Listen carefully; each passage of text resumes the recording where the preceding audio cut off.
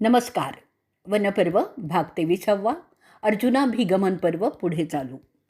वैशंपायन पुढे सांगत असतात, दशरथाचे प्रमुख गेल्यानंतर युधिष्ठिर, भीम, अर्जुन, नकुल आणि सहदेव रथात चढले वनात जाण्यासाठी. त्यांच्याबरोबर ते ब्राह्मणसुद्धा चढतात. त्या रथाला उत्तम जातीचे दमदार घोडे खेचत असतात. अशा रीतीने ते सगळे आता वनात शिरतात. वनात जाण्यासाठी निघण्याआधी ते तिथे असलेल्या ब्राह्मणांना सोन्याची नाणी, कापडं, गुरंढोरं दान करतात. आपली शस्त्र घेऊन ते महाबली पांडव त्यांच्या निजी सेवकांसह वनात जातात. द्रौपदीसाठी वेगळा रथ होता, त्यात तिच्यासह धौम्य ऋषी होते. असं ते त्यांच्या रथाच्या ताफ्यासह त्या वनात जातात. त्यांच्या रथाचा ताफा वनात शिरण्याआधी तेथील कुरु जंगलाचे निवासी त्यांच्या भोवती जमा होतात आणि मोठ्या प्रेमभावाने त्यांना 3 प्रदक्षिणा घालतात. त्यानंतर तिथे असलेले ब्राह्मण त्यांना शुभेच्छा देतात. तुमचा प्रवास आणि वनवास निर्विघ्न हो, असा आशीर्वाद ते सगळीजणं देतात. त्यावेळी पांडवांचा मुख्य थोडा वेळ त्या जमलेल्या लोकांच्याकडे पाहत राहतो. त्याला त्यांच्याबद्दल वाटत असलेली प्रेमाची भावना त्यातून व्यक्त होत असते. त्यांच्या वागण्यामुळे भावूक झालेले ते कुरु जंगलाचे लोक ओरडून सांगतात की तो त्यांचा राजा आहे. प्रसंग येईल तेव्हा ते त्याच्याबरोबरच असतील. ते सगळे क्रूर कौरवांचा धिक्कार करतात. ते सुबलाचा आणि कर्णाचा सुद्धा धिक्कार करतात. ते प्रजाजन बोलत असतात की तुमच्यासारख्या गुणी राजाशी असं करून त्या लोकांनी प्रजेचा विश्वासच घालवलेला आहे. ते प्रजाजन पांडवांना विचारतात, अहो तुम्ही इंद्रप्रस्थ स्थापन केलं, ते सोडून असे कसे वनात जाताय? तो मायासुराने घडवलेला वाडा आता कोण वापरणार? त्यांचं संरक्षक राक्षस कौरवांना त्यात शिरू देतील का? तुमच्या अशा रीतीने जाण्यामुळे कौरवांचं नाव, कीर्ती आणखीनच खराब झालेली आहे. पुढे तो अर्जुन बोलतो, ब्राह्मणांनो, आमच्यासाठी इथल्या वैराग्यांकडे दुवा मागा की ज्यामुळे आमचा हा वनवास सुखरूप होईल.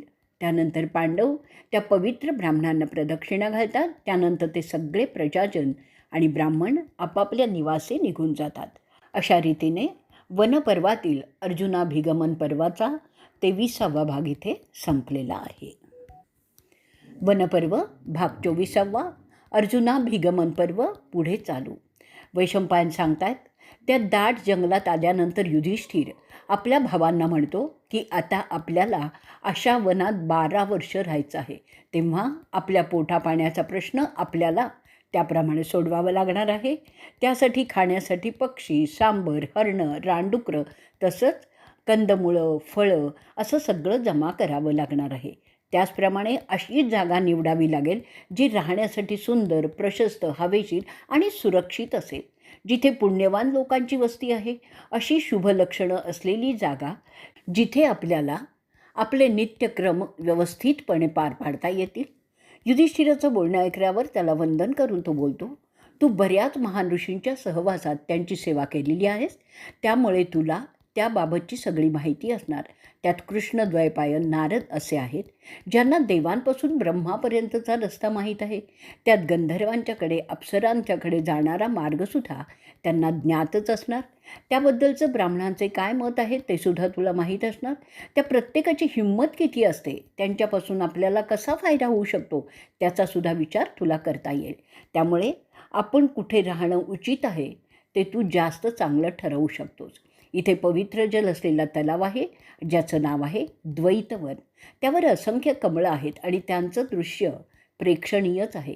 आपण इथे 12 वर्षे राहावं का? वैशंपायन सांगतात, अर्जुनाचं ते ऐकून युधिष्ठिर आणि त्याच्याबरोबर सोबत असलेले ब्राह्मण तिथे त्या तलावाकडे जातात. त्याच्याबरोबर असलेल्या ब्राह्मणात काही यज्ञ करणारे असतात, काही अग्निहोत्र सांभाळणारे असतात, काही वेदांचं पठण करणारेही असतात, काही भिक्षा मागून त्यावर राहणारे असतात. त्यांना वानप्रस्थी असं म्हणून ओळखलं जात होतं. त्याशिवाय त्यांच्या सोबतीला पुष्कळ संन्यासी, महात्मे होते. ते सगळे तो तलाव पाहण्यासाठी निघाले. ते त्या तलावाकडील वनात, ज्याला द्वैतवन म्हणून ओळखलं जात होतं, त्यात शिरतात. राजा पाहतो की त्या वनात उंच वाढलेले सालवृक्ष आहेत. माड, ताड त्यांच्या विविध प्रजाती तिथे दाटीवाटीने वाढत होत्या.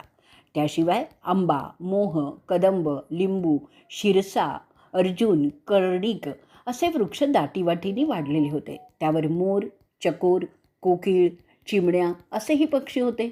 झाडं फळा फुलांनी डवरलेली होती. त्यांचा चिवचिवटाने आसमंत प्रसन्न झाला होता.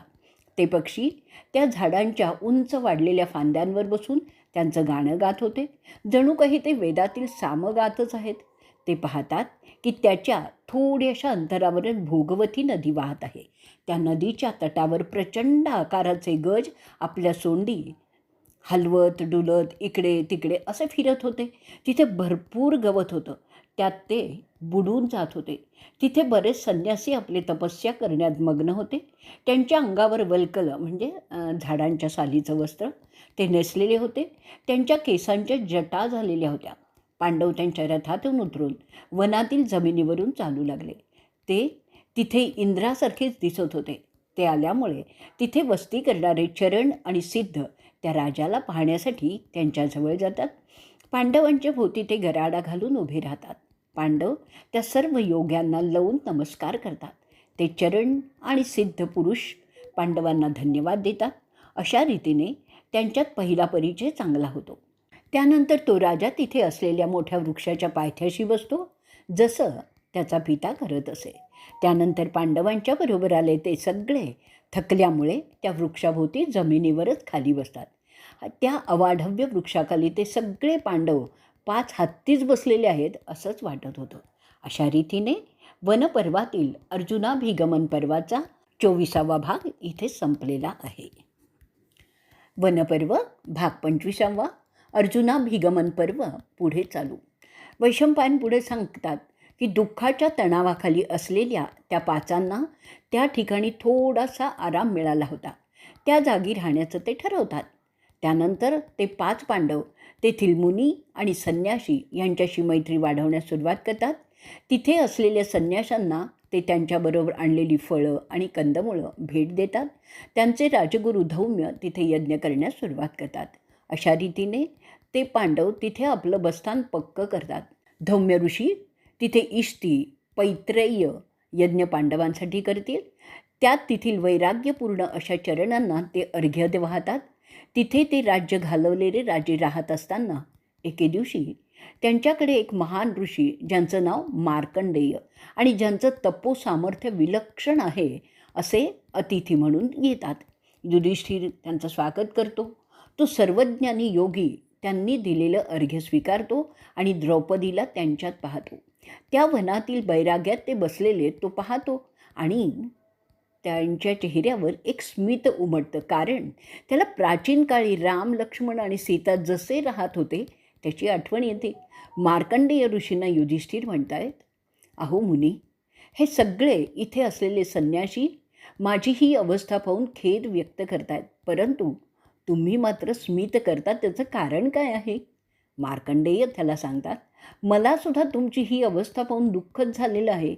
माझं हे स्मित तुच्छतेचं नाही आहे, परंतु मला प्राचीन काळी होऊन गेलेल्या दशरथ कुळातील रामाची आठवण आली आहे. कारण तो सुद्धा असाच त्याची पत्नी आणि भाऊ यांच्याबरोबर त्याच्या पित्याच्या आज्ञेने वनवास भोगत होता. त्याला मी त्या काळातील ऋषीमुख पर्वताच्या शिखरावर फिरतानाची आठवण आली, म्हणून मला त्या रामाबद्दल स्मित आलं. तुम्हाला मी हसलो नाही.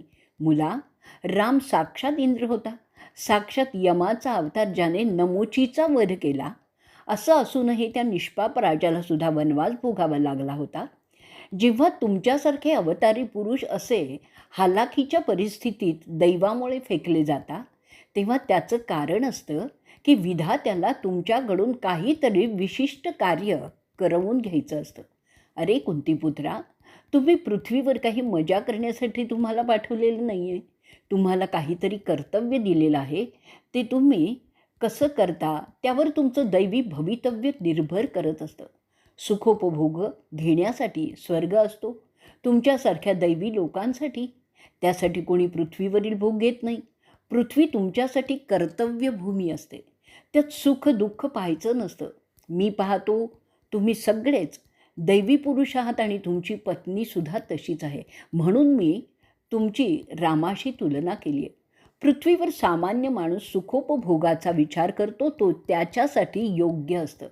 तुला माहीत आहे का, मोठे राजे जसे राजा नभंग, भगीरथ हे सगळे जग जिंकल्यावर ते सोडून विरक्त होऊन रानावनात फिरत होते. ते मूर्ख नव्हते. त्यात जे शहाणपण आहे ते सामान्यांना कधीच उमगत नाही. काशीचा राजा तसाच सर्वसंग परित्याग करून जंगलात गेला. त्याबद्दल काही अज्ञानी बोलतात की तो वेडा होता. तुला माहीत आहे ते 7 ऋषी ज्यांना ब्रह्माने उत्पन्न केलं ते कधीही असे समजले नाहीत की ते सर्व शक्तिमान आहेत. असं समजणं की मी सर्व शक्तिमान आहे हेच अज्ञान आहे. जो तो त्याचं त्याचं काम करण्यासाठी पाठवलेला आहे. जो हे अंतिम सत्य ओळखून जगतो तो ब्रह्माला पसंत असतो आणि तोच अखेरीस तरतो. तुमचा नम्रपणा हीच तुमची शक्ती असते, कारण त्यामुळे तुम्ही अनेक त्रासातून मुक्त होत असता. जरी आज तुम्हाला त्रास होत असला तरी तुमच्याकडून जे कार्य विधात्याला करून घ्यायचं आहे ते झालं की पुन्हा तुम्ही कौरवांना मारून तुमचं अधिराज्य स्थापन करणार आहात. तुमचं पुण्य तुमच्याबरोबर राहणार आणि ते तुम्हाला अशा परिस्थितीत तारणार आहे. जो पुण्य घालवून पृथ्वीवरील धनदौलत मिळवतो तो अखेरीस लयालाच जातो. कौरव तेच करत आहेत. त्यांना थोडं सुख मिळणार, परंतु अंती सर्वनाशच होणार आहे. ब्रह्माला तुमच्याकडून कोणतं कार्य करून घ्यायचं आहे ते त्याला करू द्या, म्हणजेच तुमचा उत्कर्ष निश्चित आहे. त्या सृष्टीच्या कर्त्याला मदत करणं हे पुण्यवंतांचंच कर्तव्य असतं. असं सांगून तो महान मुनी मार्कंडेय धौम्यांना भेटतो, त्यांना अभिवादन करतो. त्यानंतर वरीलप्रमाणे आशीर्वाद देऊन तो ऋषी उत्तरेच्या दिशेने निघून जातो. अशा रीतीने वनपर्वातील अर्जुनाभिगमन पर्वाचा 25वा भाग इथे संपलेला आहे. वनपर्व भाग 26वा अर्जुनाभिगमन पर्व पुढे चालू. वैशंपायन पुढे सांगतात की पांडवांच्या आगमनामुळे त्या द्वैतवनाला आगळं वेगळं रूप प्राप्त झालं. तिथे लांबून लांबून योगी, ऋषी, ब्राह्मण येऊन युधिष्ठिराबरोबर राहू लागले. त्यांना तो नीतिमान राजा दान करून त्यांचा आदर करीत असे. त्यासाठी त्याचा काका विदुर वेळोवेळी इंद्रप्रस्थातून धन दौलत वगैरे आणून देत असे. त्यामुळे त्या वनात खऱ्या साधकांची मोठी वस्ती वाढत होती. तिथे वेदांचं वाचन पठण सदैव सुरू झालं. अनेक प्रकारचे यज्ञही व्हायला लागले. त्यामुळे तो परिसर दुसरं ब्रह्मक्षेत्रच झालेलं होतं. युधिष्ठिराच्या भोवती सदैव ब्राह्मणांचा आणि भेटायला येणाऱ्या मुनी आणि ऋषींचा गराडा पडलेला असायचा. यजुर्वेदातील यजू, ऋग्वेदातील ऋचा आणि सामवेदातील साम यांचं पठण तिथे नित्य होत होतं. त्या ध्वनींमुळे तो परिसर प्रसन्नच झालेला होता. त्याचवेळी पांडव त्यांच्या शस्त्रांचा नित्य सरावही करीत होते. अशामुळे तेथे वेदांचे शब्द, धनुष्याचे टणत्कार असे दोन्हीही ऐकू येत होते.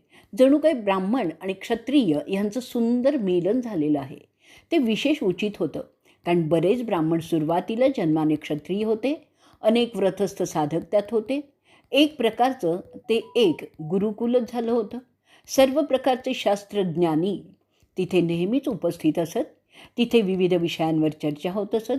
भृगूंचे वंशज, अंगिरसाचे वंशज, वशिष्ठ, काश्यप्य आणि अगस्त्य यांचे वारस त्या द्वैतवनात द्वैत सरोवराच्या किनाऱ्यावर नेहमी येऊ लागले होते. व्रतस्थांची सत्वशीलांची तिथे जणू काही मांदियाळीच होती.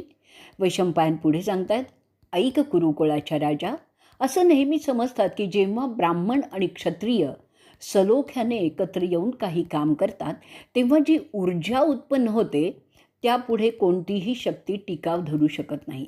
असा संयोग झाल्यास ते जगही जिंकू शकतात. राजाला शत्रूचा नाश करायचा असेल तर त्यासाठी ब्राह्मणांची परवानगी घ्यावी लागते आणि तो योग तिथे जुळून आलेला होता. राजा बळी ह्याच प्रकारे राज्य चालवित होता, म्हणून तर तो मोक्षाप्रत गेलेला आहे. असुर विरोचनाचा मुलगा वली ह्याच मार्गाने समृद्ध झालेला आहे. परंतु जेव्हा तो ब्राह्मणांशी छलकपट करू लागला तेव्हा त्याचा नाश झाला आहे. त्यासाठी दोघेही सत्वशील आणि व्रतस्थच असले पाहिजेत. द्वैतवनात तो योग जुळून आला होता, कारण पांडव सत्वशील आणि व्रतस्थच होते. जो क्षत्रिय सच्चा म्हणजे सत्वशील आणि व्रतस्थ ब्राह्मणाची साथ ठेवत नाही तो कधीही बरकत करत नाही. ज्या ब्राह्मणाला सच्च्या क्षत्रियाची साथ नाही तो सुद्धा संपन्न होत नाही. जसे क्षत्रियाला जर सच्च्या ब्राह्मणाची साथ नसेल तर तो क्षत्रिय सम्राट होऊच शकत नाही. ब्राह्मणांची प्रज्ञा आणि क्षत्रियांचं शौर्य असे दोनही यशस्वी राज्यासाठी आवश्यकच असतं. प्रज्ञा आणि शौर्य एकमेकांना पूरकच असतात. फक्त एकच असेल तर ते यशस्वी राज्यासाठी पुरेसं नसतं. त्यासाठी युधिष्ठिरा, सदैव गुणी प्रज्ञावान ब्राह्मणांची साथ ठेव, असं धौम्य पांडवांना सांगतात. अरे युधिष्ठिरा, तू आणि तुझी माता नेहमीच ब्राह्मणांचा आदर करता, म्हणून तुम्ही तेजस्वी झालेला आहात. वैशंपायन पुढे सांगतात, युधिष्ठिराबरोबर जे ब्राह्मण होते ते दल्व्य कुळातील वकाचं स्वागत करतात, कारण तो राजा युधिष्ठिराची प्रशंसा करतो. त्याशिवाय द्वैपायन, नारद, जमदाग्न्य, पृथुश्रवस, इंद्रद्युम्न, भलाकी, कृतचेत, सहस्त्रपाद, कर्णश्रवस, मुंज, लवनस्व, काश्यप, हरित, स्थूलकर्ण, अग्निवेश, शौनक, कृतवक, सुवक, बृहद्वस, विभावसू, ऊर्धरेत, वृषमित्र, सुहोत्र, होत्रवाहन असे सगळे ब्राह्मण कुळातील तिथे जमलेले होते. ते युधिष्ठिराचं सदैव कौतुकच करत असत, जसं स्वर्गात पुरंदराचं होत असे. अशा रीतीने वनपर्वातील अर्जुनाभिगमन पर्वाचा 26वा भाग इथे संपलेला आहे. वनपर्व भाग 27वा, अर्जुनाभिगमन पर्व पुढे चालू. वैशंपायन सांगतात, असेच एकदा सगळी कुंतीची मुलं द्रौपदीसह एकत्र बसून आपल्या बदललेल्या भाग्याबद्दल बोलत गप्पा मारत असतात.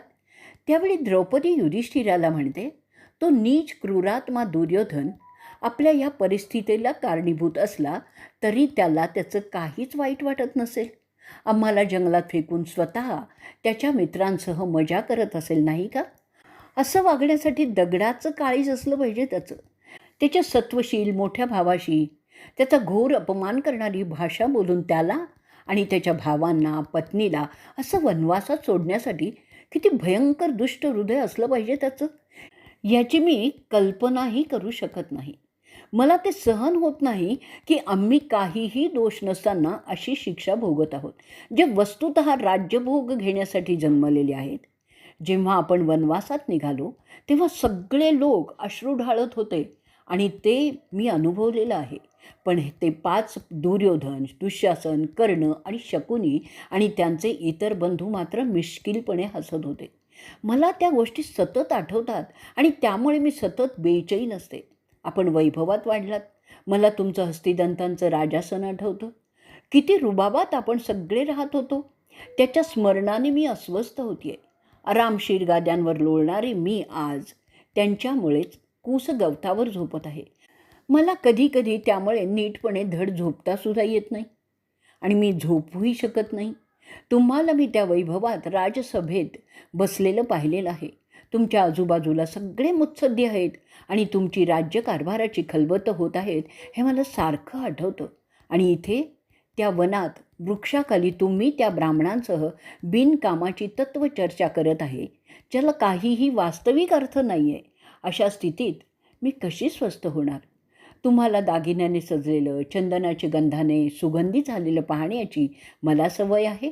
त्याऐवजी आज मी तुम्हाला असे उघडे मातीने मळलेले फक्त हरणाच्या कातड्यात दगडाच्या आसनावर बसलेलं मला पाहावं लागत आहे. मला माझ्यापेक्षा तुम्हा 5 जास्त वाईट वाटत आहे. हे असे 12 वर्ष मी कसं सहन करणार? आपण संन्यासी नसताना असं का वागावं लागतंय, का जगावं लागतंय आपल्याला? मी तुम्हाला विविध रंगांच्या रेशमी झग्यात पाहिलेलं आहे. ते झगे मीच तर तुमच्यासाठी शिवून घेत असे. ते सगळे कुठे गेले? आता तुम्ही चिंध्या घालून बसत आहात. आपल्या राज्यात जे जेवण आपले दास आश्रित खात त्यापेक्षा खराब खाद्य आज आपण खात आहोत. ती विविध पक्वान्न कुठे गेली? तुम्ही सगळ्यांना आग्रह करून जेवायला घालत असायचे. आज आपल्याकडे कोणी बघत सुद्धा नाही आहे आणि ह्या सगळ्यांमुळेच माझी शांती नष्ट झालेली आहे. तुमच्या भावांसाठी ते खास स्वयंपाकी चांगलं चुंगलं सुवासिक चविष्ट विविध खाद्यपदार्थ खायला घालत आणि मी ते कौतुकाने पाहत असे. आज त्यांच्या ताटात कच्चं शिजलेलं मांस, शाक हे मी पाहते, कारण शिजवण्याची व्यवस्थासुद्धा इथे नाही आहे. मला विशेष चिंता वाटते ती भीमसेनाची. त्यांचा आहार किती आहे हे तुम्ही जाणता. आज ते बिचारे काय खातात? असं कसं चालेल? फार काळ ते मला समजत नाही आहे. माझा भाऊ मला बोलला, जेव्हा तो आपली मुलं घेऊन पांचालकडे गेला. तो म्हणाला होता, की मी सुद्धा त्याच्याबरोबर तिथे यावं. याचं कारण मी असं जीवन जगू शकणार नाही. परंतु मी गेले नाही, कारण मला पाहायचं आहे, की तुम्ही असं कसं जगत आहात. मला एवढा राग येतो, परंतु तुम्हाला कसा राग येत नाही. त्याने भीमसेनाने मला सांगितलं आहे, की जर तुम्ही परवानगी दिली, तर काही क्षणात आम्ही चौघंही त्या सगळ्या कौरवांची खांडोळी करून टाकू. पण तुम्ही त्याला परवानगी देत नाही. तुम्ही असं का वागताय? भीमसेन, अर्जुन, नकुल आणि माझे धाकटे प्रिय सहदेव, त्यांच्या वैभवात मी पाहिलेले आहेत. आता त्यांना मी पाहते ते जंगलात मातीत झोपलेले. हे असं मी कसं सहन करायचं आणि का करायचं? असं भिकाऱ्यासारखं राहण्याने तुम्हाला वाटतं का तुम्ही स्वर्गात जाल म्हणून? क्षत्रियांसाठी स्वर्गात जाण्यासाठी हा मार्ग सांगितलेला नाही आहे, हे मी जाणते आहे. मला सांगा, असं कोणतं दिव्य तुम्ही साध्य करणार आहात असं लाजिरवाणं जीवन जगून? हा अर्जुन 2 हात असले तरी अनेक हात असल्यासारखा तिरंदाजी करत असतो. तो त्याच्या शत्रूंसाठी साक्षात यमच वाटतो.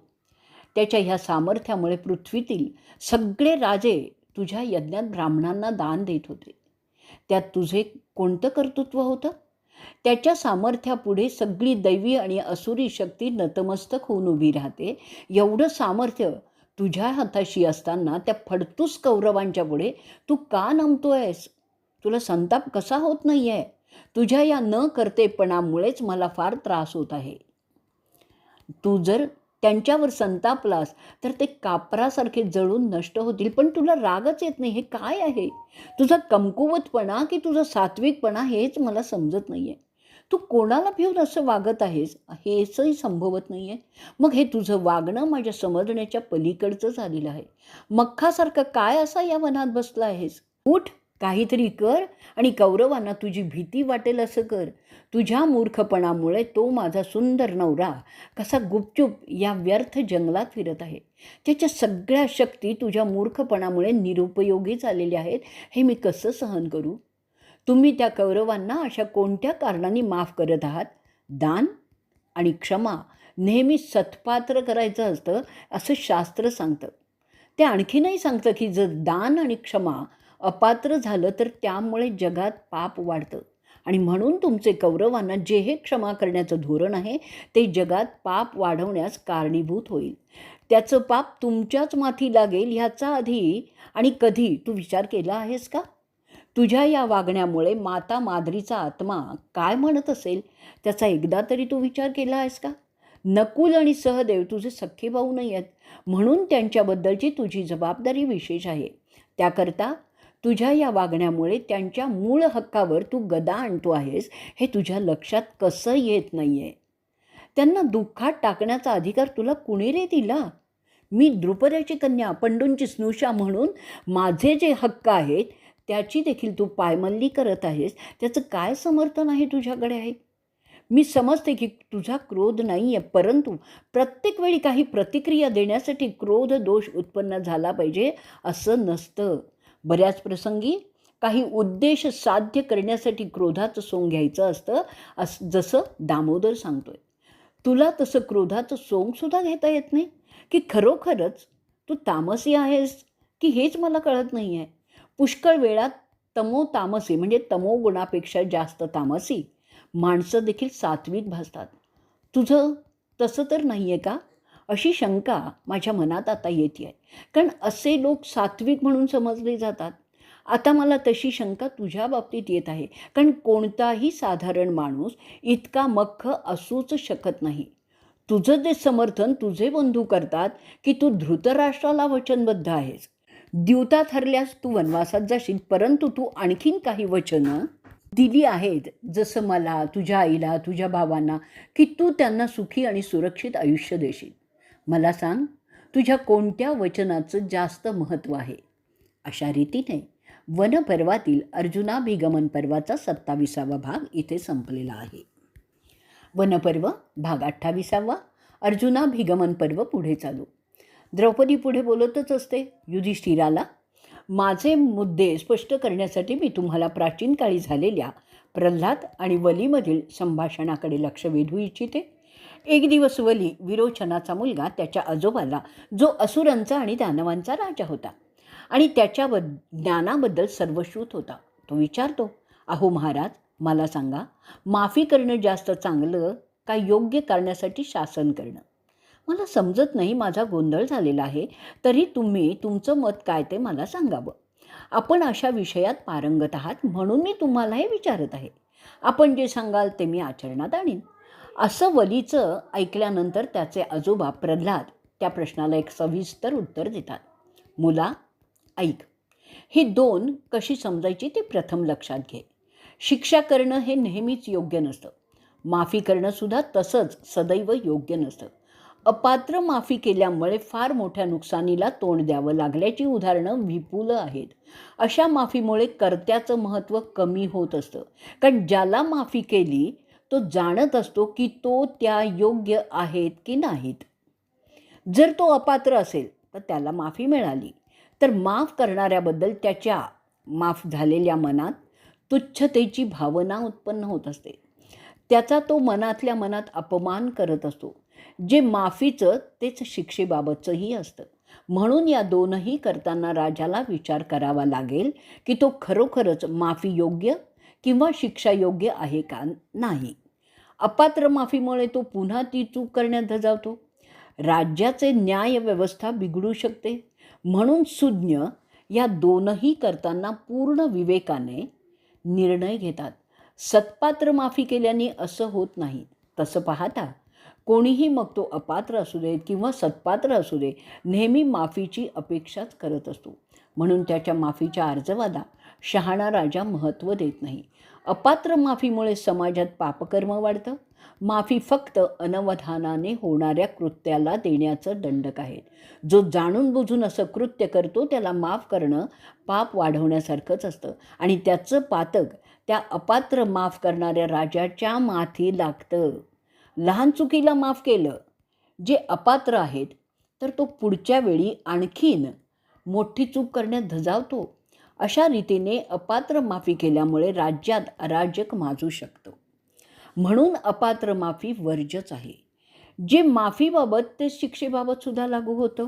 म्हणजे असं, अपात्र शिक्षा दिली तर त्यामुळे तो माणूस राजापासून दुरावतो आणि त्याबरोबर इतरही प्रजाजन जे ते अन्यायकारक कृत्य राजाने केल्यामुळे राजापासून दूर होतात. म्हणून अपात्र शिक्षा करणं राजाच्या इब्रतीला नामुष्कीचं ठरतं. राजा अन्याय करणार आहे असं सगळा समाज मानायला लागतो आणि अशा परिस्थितीत तो राजा यथावकाश नष्ट होतो. ज्या राजाला त्याच्या प्रजेचा विश्वास सांभाळता येत नाही तो राजा जबरदस्तीने राज्य फार काळ करू शकत नाही. सत्पात्र शिक्षा झाली तर तसं होत नाही. अपात्र माफी होत असेल तर त्या राज्यात तो अराजक माजू लागतं. लोकांना न्यायाची भीती राहत नाही. अशा परिस्थितीत वाईट माणसं म्हणजे तमोगुणी आणखीनच वाईट होतात. काही वेळा रजोगुणी माणसं तमोगुणी होण्याची भीती असते. अपात्र माफी करणाऱ्या राजाला कोणीही चांगला राजा म्हणत नाही तर त्याला नालायक राजा असंच समजतात. म्हणून माफी करण्याआधी राजाने फार विचार केला पाहिजे. तसेच अपात्र शिक्षा करण्याने सुद्धा राजा अन्यायी ठरतो. तशा घटना होण्याने राज्यात अशांतता आणि असमाधान वाढतं. राजाची किंमत राहतच नाही. अशा राजाला कोणीही सन्मानाने पाहत नाही. अपात्र माफी करणाऱ्या राजाला कोणीही चांगला राजा समजत नाही तर त्याला मूर्ख राजा समजतात. म्हणून जिथे शिक्षा आवश्यक आहे तिथे शिक्षा झालीच पाहिजे. जिथे माफी होणं सगळ्यांच्याच हिताचं आहे तिथे माफी झालीच पाहिजे. दोनही गोष्टी राजाच्या विवेकाची परीक्षा घेत असतात. राजा किती चांगला ते तो किती सुबुद्ध आहे त्यावरच अवलंबून असतं. अरे विरोचनाच्या मुला, ऐक. जर राजा नेहमीच शिक्षा करत असेल आणि जिथे माफीची आवश्यकता आहे तो राजा अज्ञानी आणि म्हणूनच अयोग्य ठरतो. न्याय देणं हे राजाचं एक प्रमुख कार्य असतं. त्यात चोख असण्यासाठी माफी आणि शिक्षा यांचं योग्य मूल्यमापन त्याला करता यावं लागतं. चूक किंवा गुन्हा कसा झाला हे महत्त्वाचं असतं. त्याचे प्रमाण सुद्धा महत्त्वाचंच असतं. चुकीच्या आणि गुन्ह्याच्या प्रमाणात माफी किंवा शिक्षा राजाच ठरवतो. ते चांगल्या बुद्धीचं काम आहे. म्हणजेच मोठी चूक अशी की ती तिला गुन्हा म्हणावं. तर त्याप्रमाणे ती जाणून बुजून त्रास देण्यासाठी केली आहे का, की अनावधानाने, अज्ञानाने, हलगर्जीपणामुळे, दुसऱ्यावर अवलंबून राहिल्यामुळे, प्रयोगशीलतेमुळे, पापबुद्धीने, बेपर्वाईमुळे हे सगळं पाहावं लागतं. त्याचप्रमाणे दिलेल्या दंडकानुसार माफ किंवा शिक्षा कोणती हे राजा ठरवतो. हे काम बुद्धीचं, दूरदृष्टीचं, संयमाचं, तटस्थ वृत्तीचं असावं लागतं. राजा जेव्हा योग्य निर्णय घेतो आणि माफ करतो, जे योग्य आहे, तेव्हा न्याय दिला असं प्रजा समजते. अपात्र शिक्षा देण्याने राजा छुपे शत्रू उत्पन्न करत असतो. त्याचे घातक परिणाम तो नंतर भोगतो. त्यातच तो नष्ट होतो. ह्यात विरोचनाच्या मुला मर्यादा तत्त्व महत्त्वाचं असतं. दोनही गोष्टी, माफी आणि शिक्षा, योग्य त्या प्रमाणातच असाव्या लागतात. लहान चुकीसाठी मोठी शिक्षा किंवा मोठ्या चुकीला कमी शिक्षा देण्याने अन्याय होतो. म्हणून राजाला माफी आणि शिक्षा त्या त्या प्रमाणात देणं अगत्याचं असतं. योग्य प्रमाणात माफी आणि योग्य प्रमाणात शिक्षा करणं हे राजाच्या कुशलतेचंच द्योतक असतं. अन्याय दोन्हीही बाबतीत होत असतो.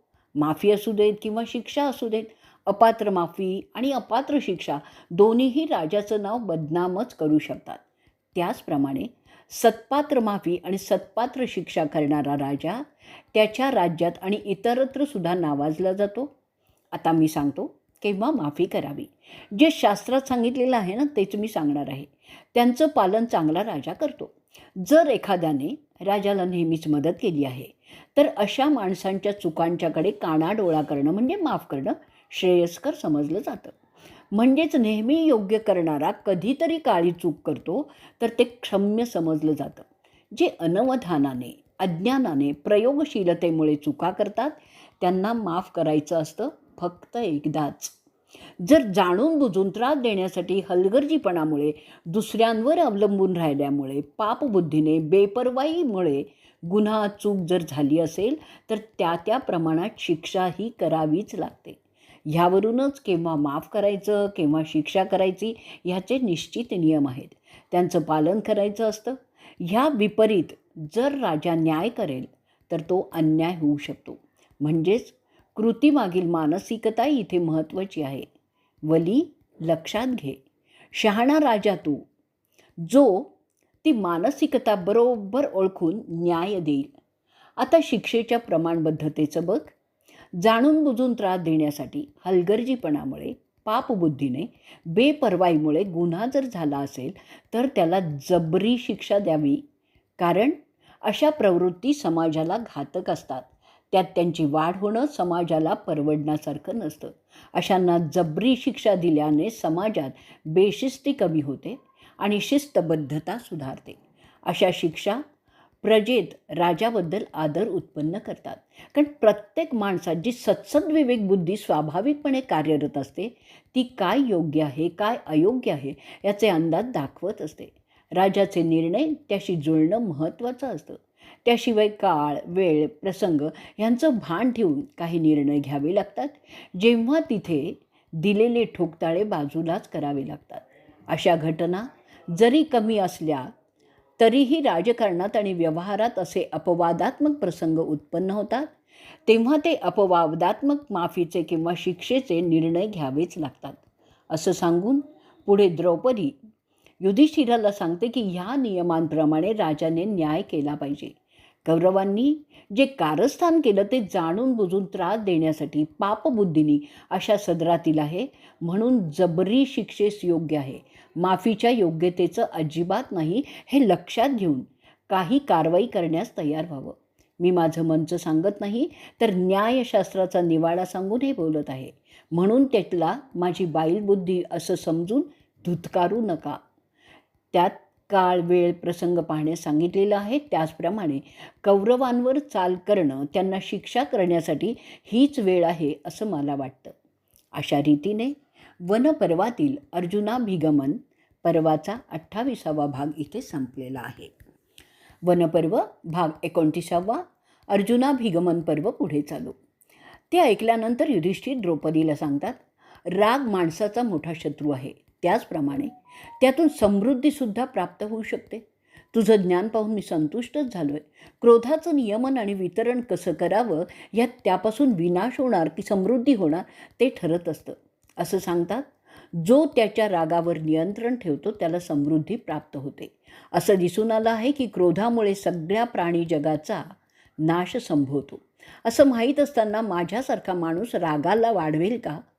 क्रोधी माणूस पापकृत्य करण्यास प्रवृत्त होतो. रागाच्या भरात स्वतःच्या पित्याचा खून करणारे आपण पाहतो.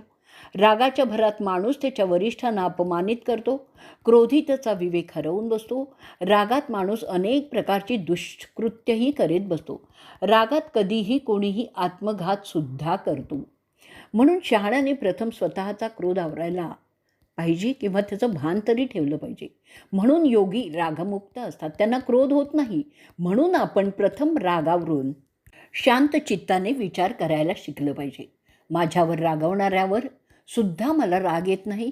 जर कोणी कमजोर माणूस त्याच्यावर अन्याय करणाऱ्यावर चिडला तर प्रसंगी त्याचाच नाश संभवतो. म्हणून द्रौपदी हे लक्षात ठेव की कमजोरांनी नेहमी त्याच्या रागावर काबू ठेवावा. शहाणा माणूस ज्याच्यावर अन्याय झाला आहे तरी रागवत नाही, तो सद्गतीला जातो मृत्यूनंतर. म्हणून असं समजतात की शहाणा माणूस त्याच्यावर अन्याय करणाऱ्याला माफ करत असेल तर तो अखेरीस जिंकतो. द्रौपदी, मी ह्या जगाचा विचार करत नाही, मी नंतरच्या जगाचा, जिथे आपल्याला मृत्यूनंतर जायचं आहे त्याचाच जास्त विचार करत असतो. माझे सगळे निर्णय त्या दृष्टीने तू पहा, म्हणजे तुला माझं पटायला लागेल. पुण्यवान लोक समजतात, जो प्रामाणिक आहे, क्षमाशील आहे, तोच अखेरीस जिंकतो. मला ते यश अभिप्रेत आहे. जर मला समजून घे, सत्य असत्यापेक्षा जास्त मोलाचं असतं. प्रेमळ वागणं कठोर वागण्यापेक्षा जास्त श्रेयस्कर असतं. दुर्योधनाला मारण्यासाठी मला क्रोधाची मदत घेणं अयोग्य वाटतं. क्रोधात अनेक दोष असतात, त्यासाठी पुण्यवंत त्याचा आधार घेणं अयोग्य समजतात. ज्ञानी नेहमीच सांगतात, खरे शहाणे न रागवता क्रोधाचं नाटक करत आपली कामं करत असतात. ते जरी बाहेरून रागावलेले वाटत असले तरी ते अंतर्यामी शांत असतात, जसे आपल्या दामोदराचं असतं. रागावलेला इसम घटनांचं व्यवस्थित परिशीलन करू शकत नाही. रागाच्या भरात तो ज्यांना घात करू नये त्यांचासुद्धा नाश करत असतो. म्हणूनच असं सांगतात की जो खरोखर शक्तिमान आहे तो प्रथम त्याच्या क्रोधावर नियंत्रण ठेवेल. कारण रागावलेला इसम विवेक करू शकत नाही. त्याच्या मनात आणि बुद्धीत अविचार थैमानच घालत राहतात. त्याचे निर्णय भावनिक असतात. आणि द्रौपदी, तुला मी सांगू इच्छितो की सगळे भावनिक निर्णय अंती अपयशास कारणीभूत असतात. निर्णय योग्य घेण्यासाठी माणसाचं मन आणि बुद्धी सुस्थितीतच असावी लागते. चांगले निर्णय जे चिरकाल आनंद देणारे असतात ते घेण्यासाठी जे गुण असावे लागतात, दयाळूपणा, सन्मान, धैर्य, कसब, दूरदृष्टी, संयम चांगलेच असावे लागतात. न रागावता शांत चित्ताने काम करणाऱ्याने अति चांगलं काम होत असतं. अज्ञानी माणसं क्रोधाला सामर्थ्य समजतात, वस्तुतः तसं नसतं. क्रोध ही नकारात्मक प्रतिक्रिया असते. चांगलं कार्य करण्यासाठी क्रोधाची आवश्यकता नसते. जर मी हे जाणतो तर क्रोधात कसा अडकीन? जर क्षमाशील माणसं नसतील तर पृथ्वीत सगळा राग आणि त्याच्या प्रतिक्रियांचं साम्राज्यच झालं असतं. जशास तसं असं धोरण अंमलात आणलं तर सगळे फक्त नष्टच होणार. एक अपशब्द बोलतो म्हणून प्रतिक्रिया तशीच दिली तर त्यापुढे काहीच होणार नाही. असंच जर करत गेलं तर सगळं जीवन काय आहे त्याचा विचार कर. त्या जीवनाचं काय होईल त्याचा विचार कर. द्रौपदी, म्हणून जिथे क्षमाशीलता आहे तिथे समृद्धी आहे.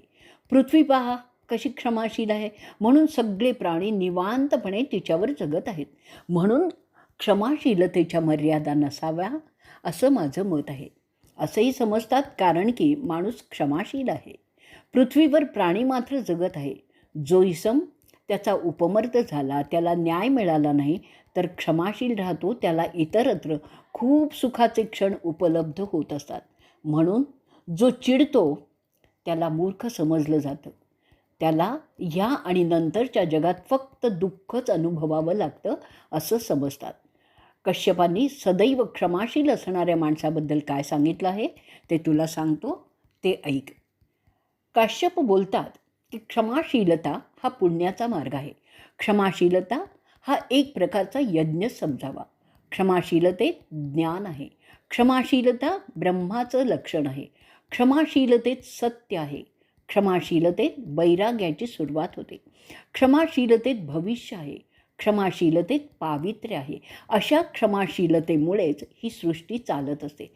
क्षमा करणाऱ्याला त्याच्या मृत्यूनंतर अनेक यज्ञ केल्यासारखं पुण्य प्राप्त होतं. क्षमा करणारे त्यांच्या मृत्यूनंतर ब्रह्माच्या ठिकाणी जातात. ते जग क्षमाशील लोकांमुळेच आहे आणि त्यांच्यामुळेच ते राहील. क्रोधावर मात करण्यासाठी क्षमाशीलता वाढवावी. त्यामुळे ह्या आणि नंतरच्या जगात तो क्षमाशील अनंत काळ सुखात राहतो. अशी क्षमाशीलतेची ख्याती आहे असं युधिष्ठिर द्रौपदीला सांगतो. म्हणून तू क्रोधित होऊ नको, समाधानी राहा. त्यानेच आपलं ह्या आणि नंतरच्या जगात भलं होईल. त्यामुळे आपल्या पूर्वजांचं सुद्धा भलं होईल. तू पाहत राहा, लवकरच सगळे शांतीचा पाठ सांगू लागतील. हस्तिनापुरातील सगळे द्रोण, कृप, विदुर, संजय, सोमदत्त, युयुत्सु, अश्वत्थामा, अगदी आपले आजोबा व्यास सगळे शांतीच्याच गोष्टी करत असतात. तिथे क्रोधाला वावच नाही आहे. त्यामुळे धृतराष्ट्र आपलं राज्य आपल्याला देईल, सगळं चांगलं होईल. त्यासाठी त्यांच्यावर रागवण्याची आवश्यकता नाही. परंतु जर तसं झालं नाही तर मात्र त्याला त्याच्या क्रोधाची किंमत त्याच्या नाशाने द्यावी लागेल.